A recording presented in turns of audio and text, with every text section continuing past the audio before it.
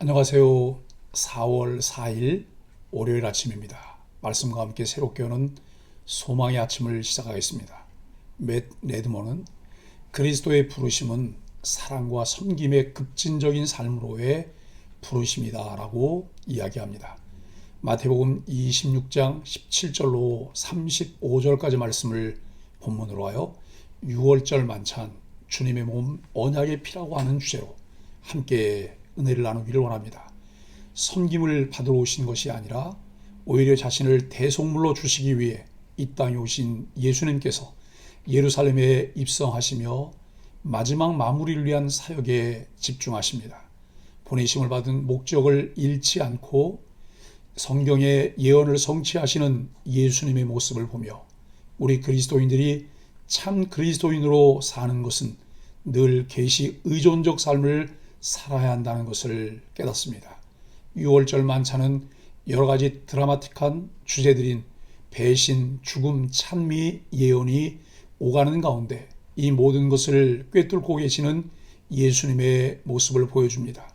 예수님은 이미 가룟 유다가 배신할 것을 알고 계셨고 그의 비참한 운명까지 내다보셨습니다.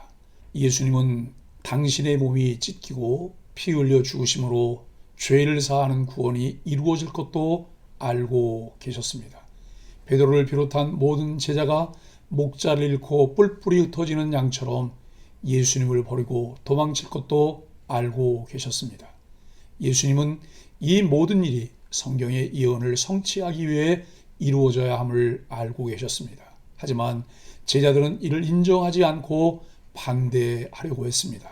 그러나 결국 예수님의 말씀처럼 그들은 목자이신 주님 없이 뿔뿔이 흩어지는 인생이 되고 말았습니다.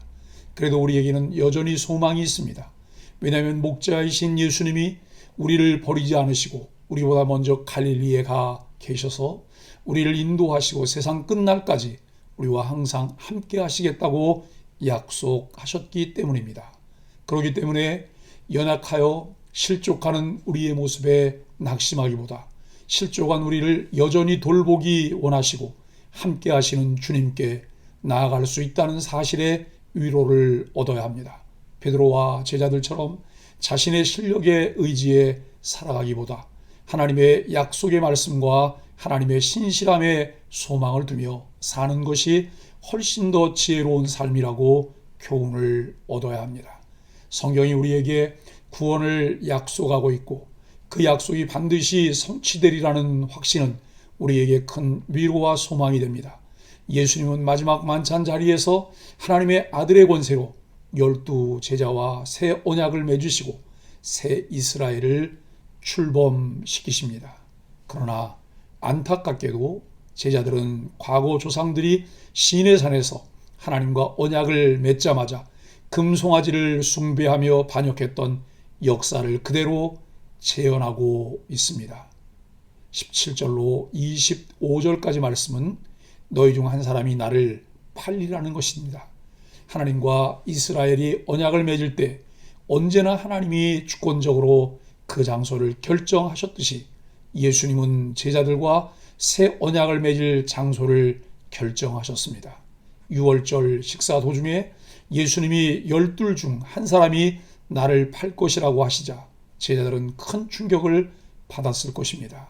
나는 아니지요? 라고 묻는 제자들에게 예수님은 나와 함께 그릇에 손을 넣는 그가 나를 팔리라고 하시는데 이는 가룟 유다가 예수님과 가까운 곳 아마도 예수님의 옆자리에 앉아 있었을 것으로 보입니다. 이는 유다에게 내미시는 예수님의 마지막 손길이었는데 결국 가룟 유다는 예수님의 손을 잡지 않고 배반의 길을 걸었습니다. 원래 언약은 배반하지 않겠다고 약속하는 것이지만 예수님은 이처럼 배반이 예정된 언약을 맺으십니다. 우리도 예수를 믿고 세례를 받을 때와 교회 안에 직분자로 세움을 받을 때 서약을 합니다. 이것을 기억하며 얼마나 신실하게 잘 지켜내는지는 그 당사자는 물론이고 교회 공동체에도 큰 영향을 줍니다. 예수님은 우리의 연약함과 배반에도 불구하고 우리를 사랑하셔서 영원한 언약을 맺으시고 자신을 내어주시고 우리를 구원하셨습니다. 26절로 30절은 새 언약의 체결입니다. 예수님은 유월절 식사의 빵과 포도주로 새로운 언약을 체결하십니다. 유월절 식사 때 사용하는 무교병을 당신의 몸 또 포도주를 당신의 피라고 하시면서 이를 먹고 마심으로 당신과 하나가 되는 언약을 맺으셨습니다. 그리고 나서 아버지의 나라에서 제자들과 함께 새 것으로 함께 마시는 날까지 포도주를 마시지 않겠다고 선언하시는데 이는 나실인 서원을 떠오르게 합니다. 예수님은 임박한 십자가의 죽음을 통해 당신을 아버지 하나님께 바치셨으며 그 나실인 서약이 끝나는 종말에 제자들과 함께 기쁨의 식사를 나누게 됩니다. 우리는 이처럼 우리를 위해 당신의 모든 것 생명까지 바치신 주님을 온전히 믿고 섬기고 따르는 신실한 새 언약 백성이 되어야 합니다. 31절로 35절은 너희가 나를 다 버리리라입니다.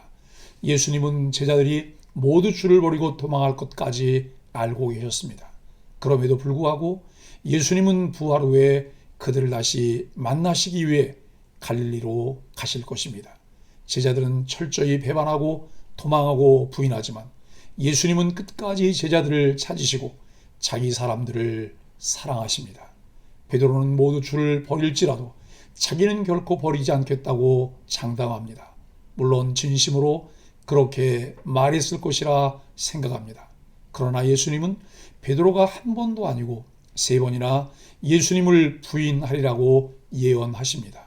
예수님은 제자들이 자기 십자가를 지고 예수님을 따를 능력이 없음을 알고 계셨습니다. 그러기에 새 이스라엘을 세우기 위한 모든 짐은 주님이 홀로 지고 가셔야 했습니다. 예수님의 희생과 헌신, 십자가 짐 같은 고통이 우리들에게는 은혜로 주어졌습니다. 모세의 생명을 건 중보로 깨어진 언약이 회복되어 이스라엘은 하나님의 백성으로 남을 수 있었습니다. 예수님이 제자들과 새 언약을 맺으실 때도 마찬가지로 주님이 홀로 그 짐을 지시고 결국 그 과업을 이루셨습니다. 우리는 그저 전적으로 주님의 은혜로 구원을 얻어 하나님의 백성이 되었을 뿐입니다. 그러므로 우리는 이제 구주 예수 그리스도의 은총을 목소리 높여 찬송하고 그 은혜로 살아가는 하나님의 사람들이 되어야 합니다. 사랑하는 소망의 가족 여러분, 예수님은 잡히시던 날 저녁에 제자들의 발을 씻겨주셨습니다. 원래 종이 하던 일을 예수님이 하시려고 하자 놀란 베드로가 그것을 사양했습니다. 이때 예수님은 그러면 너는 나와 상관이 없는 자다 하시며 베드로의 발을 씻겨주셨습니다. 그러자 베드로는 발뿐만 아니라 손과 머리까지도 씻어달라고 합니다. 그때 예수님은 이미 목욕한 자는 발밖에 씻을 필요가 없느니라 온몸은 깨끗하니라고 말씀하셨습니다.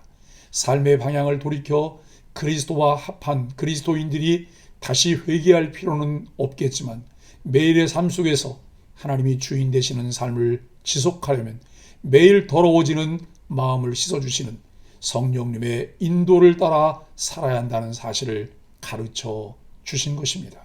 체코 속담에 이런 말이 있습니다. 습관은 철로 만든 셔츠다. 한 번 입으면 벗을 수 없다. 아직은 세상 속에서 이미 형성된 강철 셔츠 같은 습관들이 우리를 힘들게 할 수도 있습니다. 그러나 포기하지 마십시오. 그리고 매일 우리의 더러워진 마음의 발을 성령님께 맡기십시오. 그렇게 날마다 성령님과 함께 우리의 잘못된 마음의 성향과 삶의 습관들을 조금씩 씻어내는 성령 충만한 삶을 계속해 나갈 때 비로소 반복적인 죄의 습관을 이기고 수많은 영혼을 주님께 돌아오게 하는 삶을 살게 됩니다. 사제의 은총과 기중의 여김을 받는 소망의 가족들이 되기를 예수 그리스도의 이름으로 간절히 축복합니다. 함께 기도하겠습니다. 주님을 배반할 제자, 주님을 버릴 제자 모두를 위해 죄사함의 성찬을 베풀어 주신 은혜가 얼마나 놀라운지요. 경고의 말씀 앞에서 두렵고 떨림으로 탐심을 몰아내고 겸손하게 주님의 긍휼을 구하며 주님의 몸과 피에 참여하는 삶을 살게 하여 주옵소서. 예수님의 이름으로 간절히 기도합니다. 아멘.